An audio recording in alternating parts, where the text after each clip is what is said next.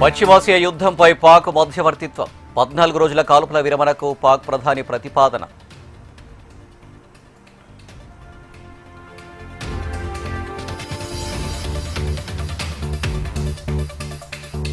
ఇరాన్పై America అధ్యక్షుడు కీలక ప్రకటన.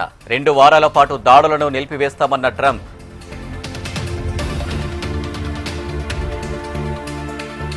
నౌకలను భద్రంగా హర్ముజ్ దాటిస్తా సీజ్ ఫైర్ కి అంగీకరించిన ఇరాన్.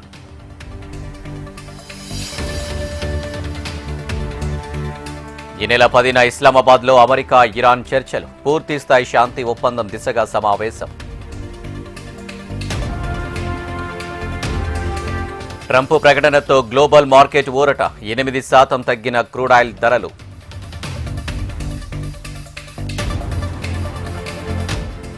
తెలంగాణ కేరళం సీఎంల మధ్య లేఖల యుద్ధం. పరస్పరం కౌంటర్లతో దూషణలకు దిగుతున్న రేవంత్, విజయన్.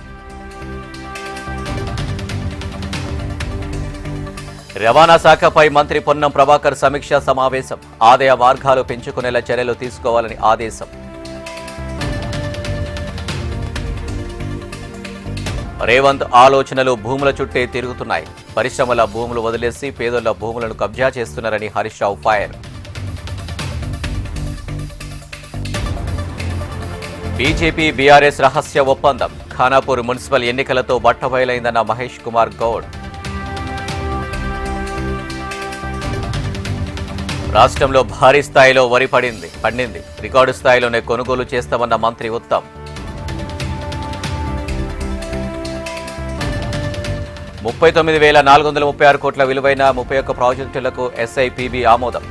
అమరావతి క్వాంటమ్ వ్యాలీలో 3 సంస్థలకు పచ్చ జెండా.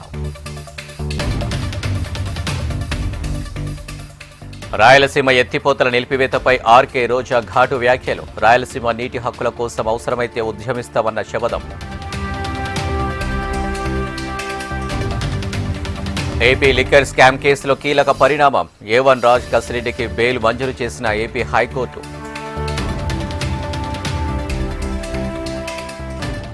ఏపీ ప్రజలకు శుభవార్త చెప్పిన ప్రభుత్వం. తిరిగి ప్రారంభమైన ఎన్టీఆర్ వైద్య సేవలు.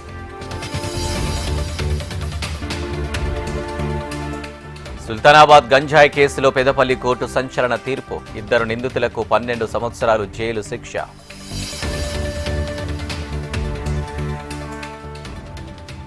రాజేంద్రనగర్ పీజేటీఎస్ ఏయూలో ఏసీబీ సోదాలు. లంచం తీసుకుంటూ పట్టుబడ్డ అసోసియేట్ డీన్ గోవర్ధన్.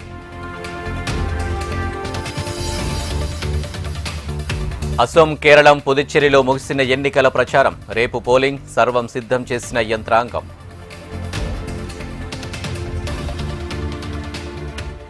మైనార్టీల ఓట్లను ఏసీ అక్రమంగా తొలగించిందన్న బెంగాల్ సీఎం మమత. బాధితుల పక్షాన టీఎంసీ న్యాయ పోరాటం చేస్తుందని స్పష్టీకరణ.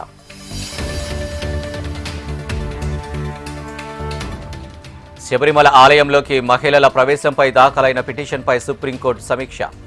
ఆచారాల ప్రకారమే అనుమతి లేదు, వివక్ష ఏమీ లేదన్న ధర్మాసనం.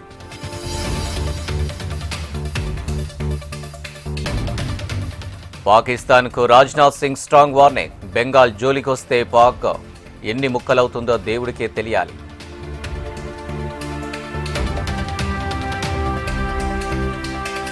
ఆర్టెమిస్ 2 మిషన్లో మూన్ నుంచి భూమి ఫోటో తీసిన వ్యోమగాములు. ఎర్త్ వైపు ప్రయాణం మొదలుపెట్టిన వ్యోమగాములు. టర్కీలో పోలీసులకు దుండగులకు మధ్య కాల్పులు. 3 దుండగులు మృతి, 2 పోలీసులకు గాయాలు. యూత్ తప్పకుండా ఈ సినిమా చూడాలి. దురంధర్ 2 రివెంజ్ పై రామచంద్రరావు ప్రశంసలు.